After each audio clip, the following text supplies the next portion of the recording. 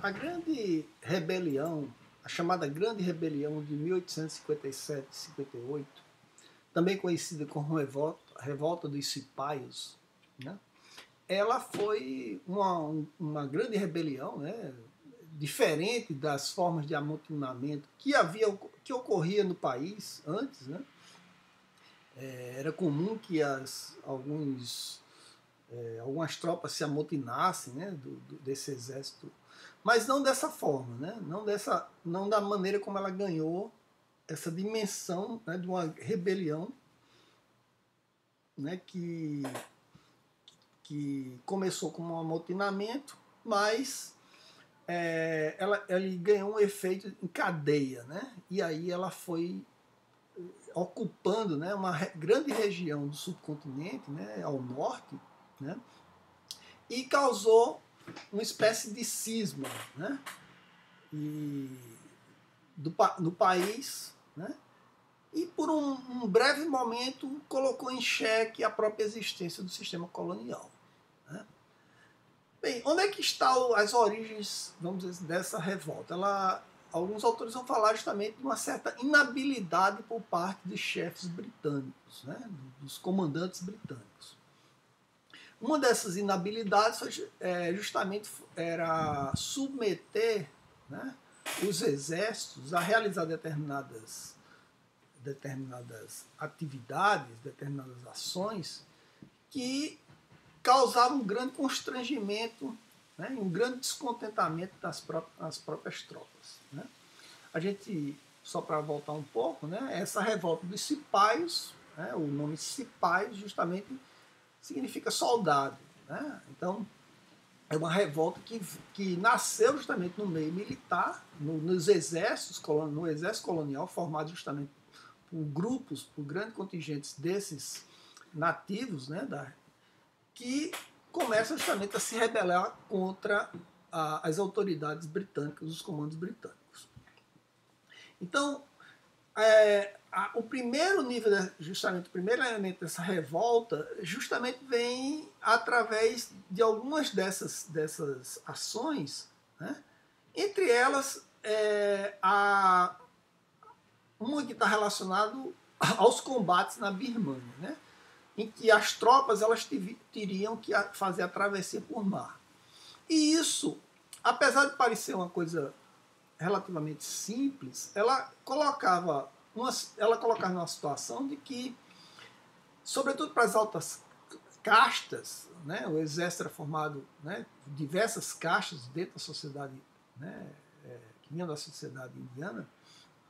Então, para as altas castas, significava que eles tinham que, durante um determinado momento, eles tinham que se alimentar, eles tinham que comer de comidas que eram feitas por membros não das próprias castas, mas por membros de castas inferiores.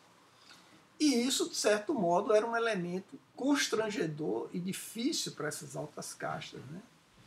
Porque isso poderia significar justamente, dentro do ponto de vista religioso, uma certa impureza, né? Uma contaminação por parte dessas castas inferiores que, quando faz a comida e você, né, alguém da casta superior comia, elas seriam contaminadas, né? Contaminadas no sentido espiritual, né? E por algum tipo de impureza. Fosse ela das castas inferiores, fossem ela de outras religiões, como os muçulmanos, né? Então, o que aconteceu é que, quando os soldados voltavam da guerra, eles justamente eles eram repudiados pela população local, né? Porque era tipo, voltaram, né, impuros e tal. Isso, de certo modo, vai causando um certo problema, né, que vai se avolumando, criando um ressentimento, né?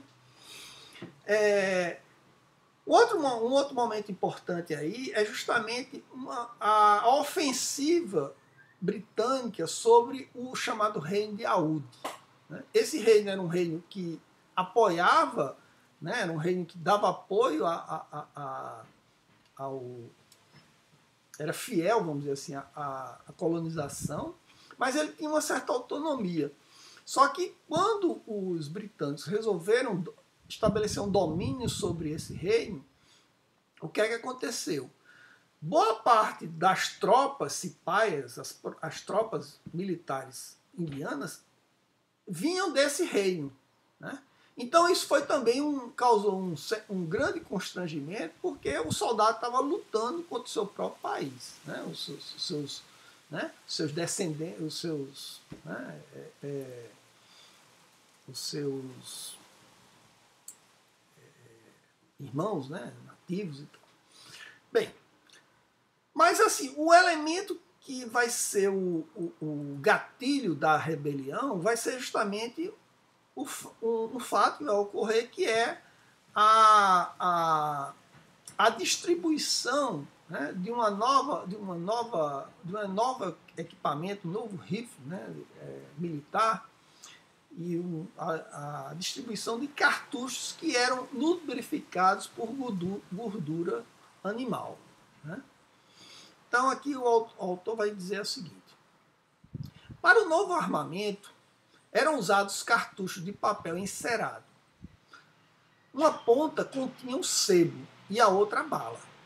O soldado tinha que rasgar o papel do cartucho com os dentes ou com os dedos, derramar a pólvora no sebo pelo cilindro da carabina e empurrar para baixo a bala, para facilitar o deslizamento do projétil.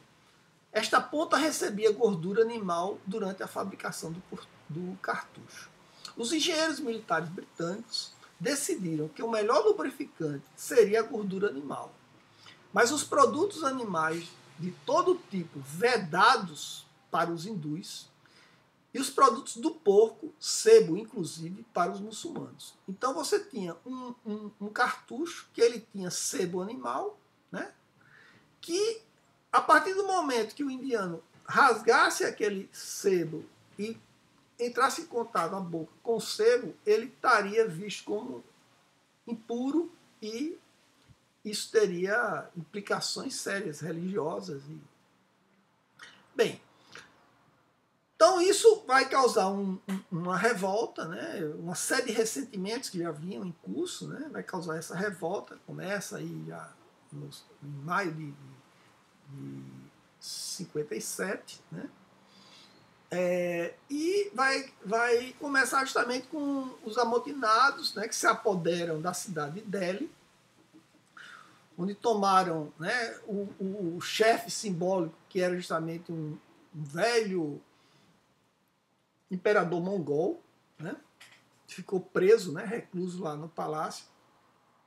E essa revolta ela vai ganhando outras guarnições, né, na alta planície do Ganges, né, que é o rio que corta, o principal rio, né, corta o norte da Índia, e chega justamente até a Aoud, né, que é esse reino lá. E ele vai se estendendo, né, até a Índia central, né, e parte do Rajastão. Bem, essa rebelião ela vai se estender rapidamente, né, e ela vai ter o apoio justamente dos meios principescos. Os príncipes começam justamente a dar apoio a esses cipais. Também os proprietários de terra também dão apoio, e até os próprios camponeses, né? De algum modo, essa rebelião ela mesclava essa nostalgia, né, dessa aristocracia decaída, né, e o certo ressentimento que os príncipes tinham em relação, né, ao domínio britânico, né. Bem, outro fator importante que vai levar essa revolta é justamente um certo mal-estar causado pelo reformismo social britânico, né. Eles vai criando um certo ódio, né, em relação ao proselitismo dos missionários, né. E também a própria modernização, a modernização econômica das estruturas produtivas, né, que mudavam em parte a estrutura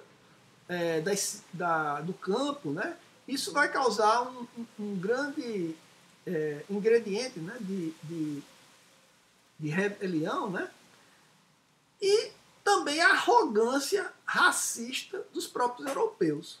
Então junta tudo isso e vai criando um caldo, né, de insatisfação e de ódio, né? A rebelião ela vai ser marcada por uma forte violência, né? Eles vão justamente trucidar os britânicos, eles saem, né, para disseminar, e ninguém é poupado, né? Mulheres, crianças, as próprias famílias, né, dos soldados e tal.